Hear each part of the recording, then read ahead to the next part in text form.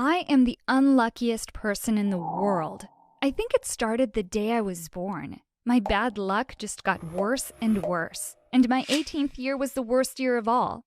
First of all, I was abandoned by my parents as a baby. My Aunt Carol took pity on me, and she took me in, but she already had a lot of mouths to feed. Her husband, Uncle Ken, and my cousins resented the fact that there was another baby in the house. They didn't like me. They pushed me around a lot. They liked to say that I had to earn for my keep since I was practically an orphan. So I never really had a family. I didn't have any friends either.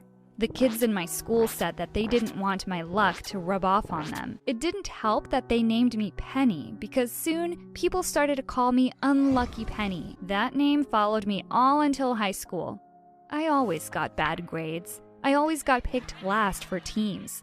Nobody wanted to date a girl who was born under an unlucky star. So I grew up to be the loneliest girl ever. I had no friends and no real family. I was just another mouth to feed. And if you don't hit the like and subscribe buttons, you might get unlucky too. Keep on watching and don't forget to leave a comment after. I heard a saying before that luck comes in threes. In my case, my worst bad luck cases happened 3 times as well. The first one was on my 13th birthday. I was walking home from school, completely minding my own business, when a beehive fell from a tree exactly where I was standing. At first, I didn't know what hit me, but suddenly, I heard the sound of buzzing. It got louder and louder. Then the bees attacked, with honey oozing down my face. The bees swarmed around me and stung me so many times. I ran home flapping my arms over my head. When I got home, no one recognized me. My face swelled up like a balloon. Aunt Carol had to bring me to the hospital because I was in so much pain. Uncle Ken grumbled when he had to shell out a lot of money for medicine. "We're spending so much money on her," he said, not caring if I heard. "We just can't afford this." It hurt to hear that. It hurt even worse than the bee stings. When I turned 16, Aunt Carol said that she wanted to give me a sweet 16 treat. So we went out for ice cream, just the 2 of us. I guess she felt bad that I was always the least important person in the family. She hoped that I would grow up to be a good person. But I told her that I was so very unlucky. "Don't be silly, Penny," she told me that day. "We make our own luck. If you try to become a good person, you can be lucky." That night, I decided to cook dinner for everyone. I wanted to give them all a gift, even if it was my birthday.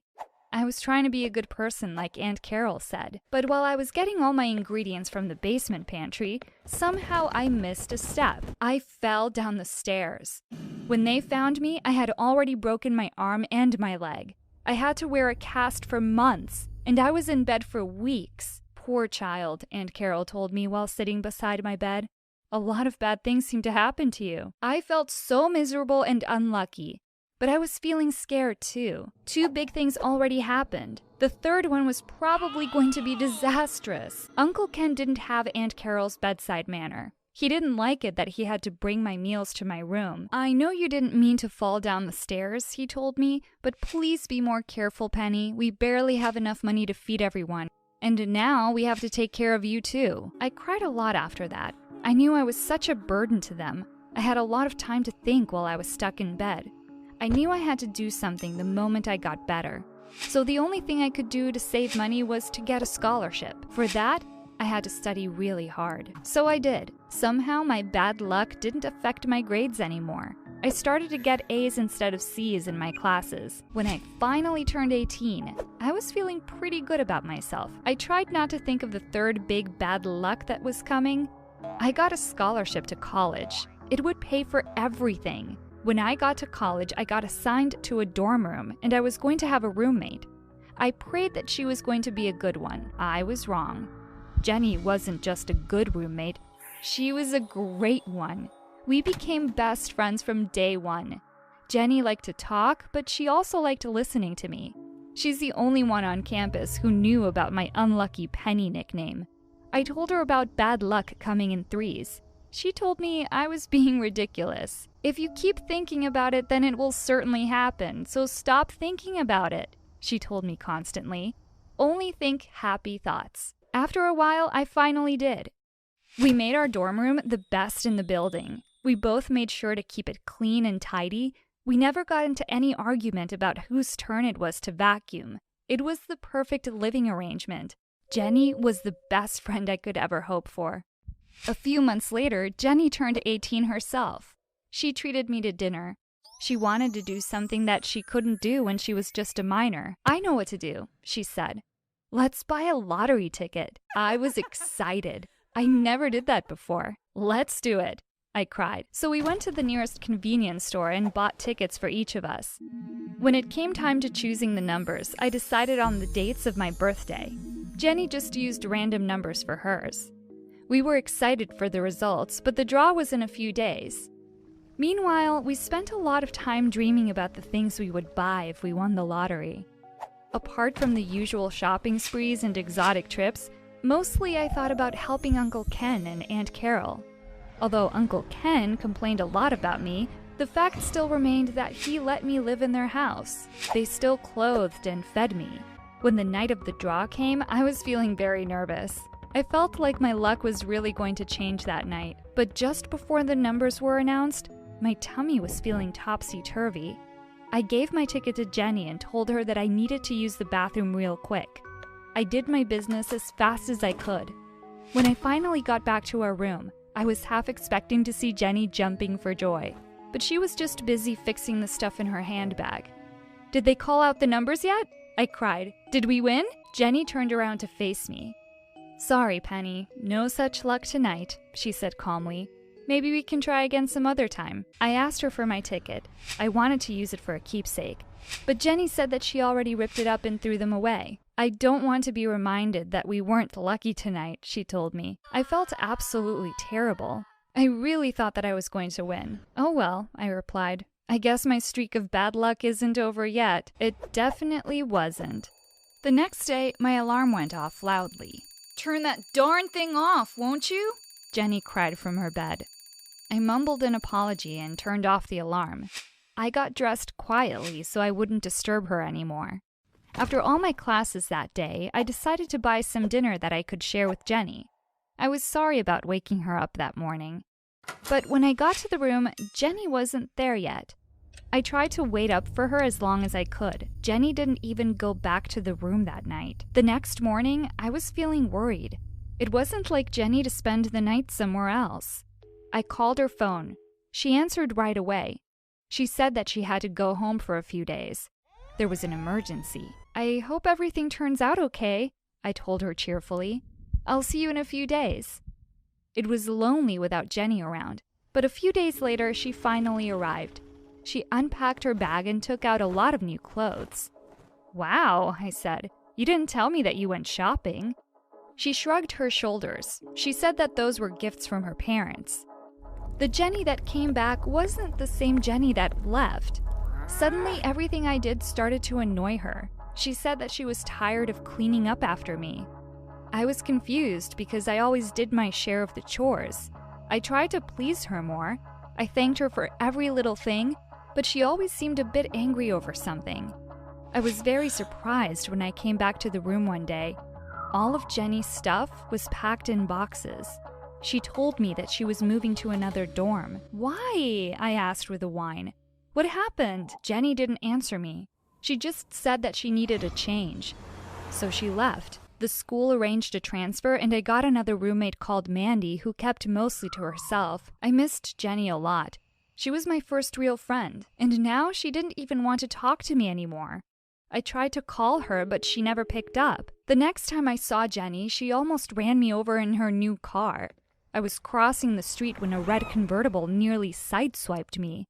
I thought she would stop the car and check if I was okay, but when she saw that it was me, she just kept on going. What was happening to Jenny? She was turning into a mean girl all of a sudden. "Are you all right?" said a voice nearby. I turned. It was my roommate, Mandy. I stood up and shook the dust off my clothes. "Was that Jenny driving?" Mandy asked. I nodded. Mandy sniffed and made a face.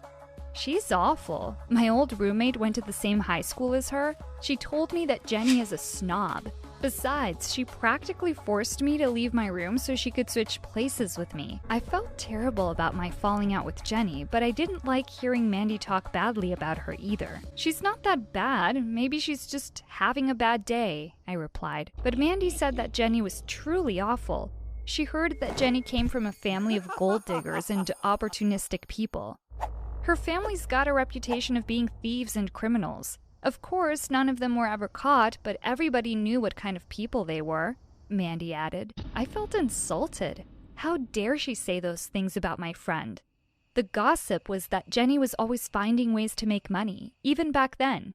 Money is the most important thing in their lives. I thought about everything that Mandy said on the way home. Did Jenny resent that I wasn't able to split some of the furniture with her? Did she actually want a richer friend? It sounded ridiculous. I tried to rack my brains to find the reason why I didn't seem to be Jenny's friend anymore. I thought back to the day when everything changed. It was the day after the lottery draw. Suddenly, I felt a tingle. I took out my phone and searched for the winning numbers on that day. I couldn't believe what I was seeing. The numbers were the same numbers as my birthday.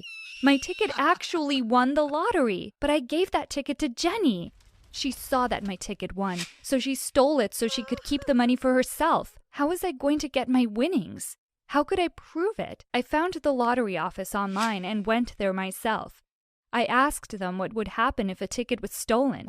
Could anyone cash it in? Basically, they told me that they gave the money to whoever had the ticket. No strings attached. But if I could prove that the ticket was really mine, I could charge the thief for robbery, and I would get the money. But before I could accuse Jenny of these things, I had to find out if she really won the lottery in the first place.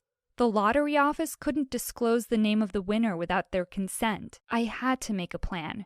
I needed someone to do this with me.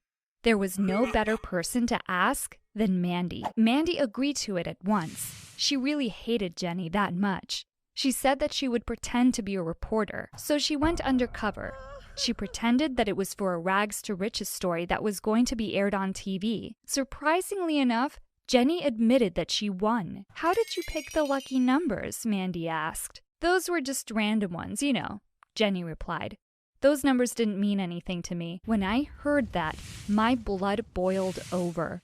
Those were my winning numbers. I used the dates on my birthday. Jenny was truly the worst kind of friend anyone could ever have. I knew I was going to get my third bad luck, and Jenny was it. I had to get that money from her because it was really mine. But how was I going to prove that I bought it myself? "The convenience store!" Mandy screamed. "There must be a CCTV camera there. They must have videos of you buying that ticket. You can show your birth certificate as proof that you really picked those numbers." Mandy's idea was brilliant. We ran to the convenience store that same day to ask for the CCTV footage. We got lucky. Mandy charmed and wheedled and even threatened the manager to give us a copy of the video. Somehow, we managed to get it. We went to the police station the next day. We explained everything that happened. They believed us right away. When we took all the information to the lottery office, they believed me too. Then everything escalated pretty quickly. Jenny got charged for theft. All the remaining money was transferred to me. I even got the red convertible. I was so very happy and very thankful to Mandy. She was turning out into a much better friend than Jenny ever was. "I promise that I will never do anything mean or illegal to you," she said with a laugh. "You're a good person, Penny. You were just a little bit unlucky." That was an understatement, but my luck was turning now. I went back home when everything was in order. At first, Uncle Ken didn't seem too happy to see me. "Did you get into any trouble again?" he asked, feeling the worst. I smiled at him.